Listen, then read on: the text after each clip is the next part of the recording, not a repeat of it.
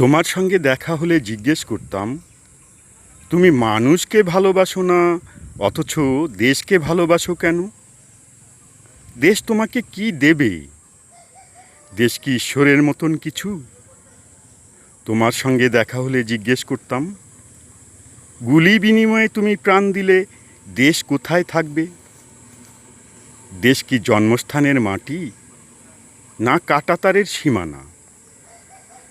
বাস থেকে নামিয়ে যাদের তুমি হত্যা করলে, তাদের বুঝি কোনো দেশ নেই?